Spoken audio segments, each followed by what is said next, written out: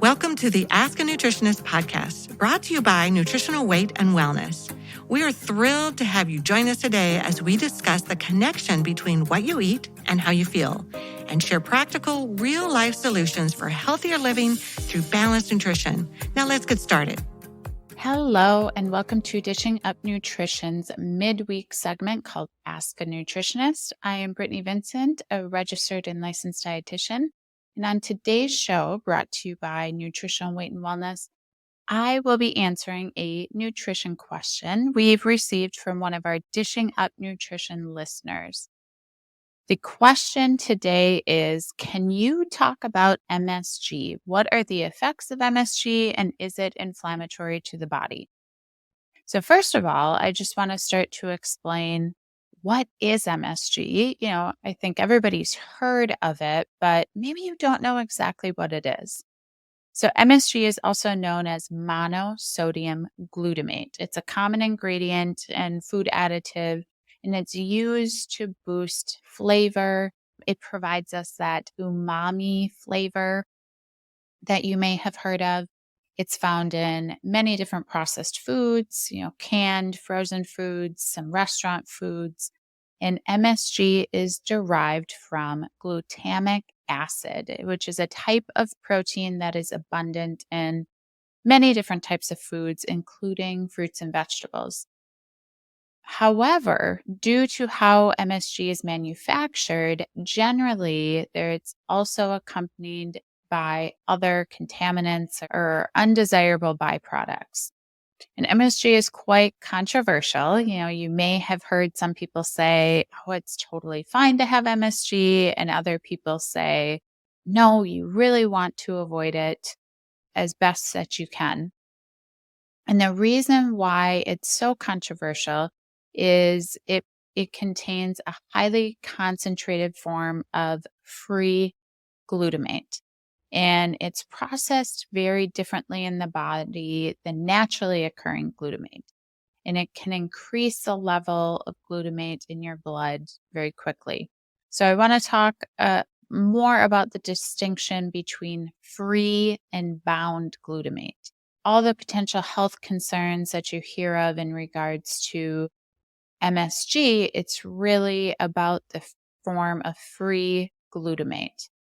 And bound glutamate refers to glutamate in a whole, unmodified protein source. Therefore, it's usually digested, absorbed slowly. There's plant and animal-derived food sources like bone broth, meats, mushroom, eggs, ripe tomatoes, broccoli, peas, and some soy products.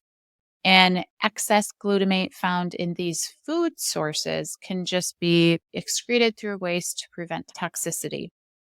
Free glutamate, by contrast, which would be MSG, is free glutamate. It's no longer bound to other amino acids. Therefore, it can be absorbed much more rapidly, causing spikes in the concentration of glutamate in the blood. So that's the distinction. So today we're really talking about MSG, or free glutamate. The glutamate that's found in naturally occurring food sources is not a concern at all. So diving more into MSG, the Truth in Labeling campaign has extensively studied the role of MSG and found that some people are clearly sensitive. And, they're not the only ones that have done research and found that people are sensitive. And even clinically, I have had many, many clients over the years that absolutely know they negatively react to MSG. Even if you don't think you have a reaction, I do think that this is something that everybody should avoid. The listener asked the question, is it inflammatory? I do think it's inflammatory. And I also believe that more people negatively react to it than they realize, because it is found in so many different foods that people just aren't aware of. And they might not realize that MSG is the reason maybe they're feeling poorly. So I want to talk more about possible reactions that you can have to MSG: muscle tightness, numbness, tingling, weakness, flushing, headaches, and migraines. This is a really big one. And this is one that I have heard from many clients over the years. So if you are somebody that has headaches or migraines, I'd really recommend that you make sure you're not getting any MSG in your foods. MSG might contribute to weight gain. Many studies have linked MSG to an increase in appetite and then also weight gain. MSG has been linked to an increase in asthma symptoms. There's also a link to metabolic syndrome. One study out of Thailand showed a direct association between the consumption of MSG and a higher risk of metabolic syndrome among 349 adults. There's also some research that suggests children with autism spectrum disorder and ADHD may be more sensitive to the effects of glutamate. Whether or not you think MSG is harmful, the reality is it's found in processed foods. And at Nutritional Weight and Wellness, if you have listened to our podcast before, you know that we're all about real food, and we recommend avoiding or limiting that processed food as much as you can. So if you're doing that, naturally you're avoiding the MSG. But I do want to list out the foods that you can find MSG in: potato chips, fast food, seasoning, including condiments. A lot of seasoning packets are going to have MSG, convenience meals, salty snacks, instant noodles, some sports drinks, processed meats, canned soups. That's a really big one. Broth or bouillon, salad dressing, crackers, and then restaurant food. So before you purchase something at the grocery store, I'd encourage you to turn the back over, read the ingredient list, make sure you're avoiding monosodium glutamate.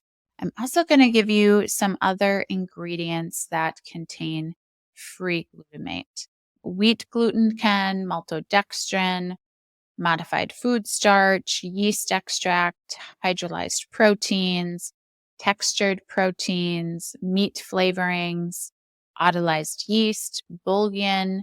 You also see listed in many food products flavors or flavoring. That is kind of a key word that they don't have to tell us what exactly it is. And those could be free forms of glutamate. I hope that I provided you some more detailed information about MSG. Again, I do think it's something that everybody should avoid.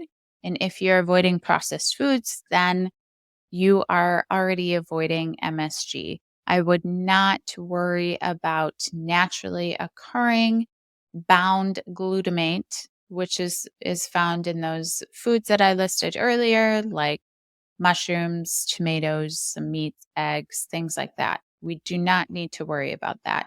It's the food additive MSG that we are concerned about. And I do think that many of you, if you start to pay more attention to the foods that have MSG and how you react, you might recognize that you too are sensitive to it.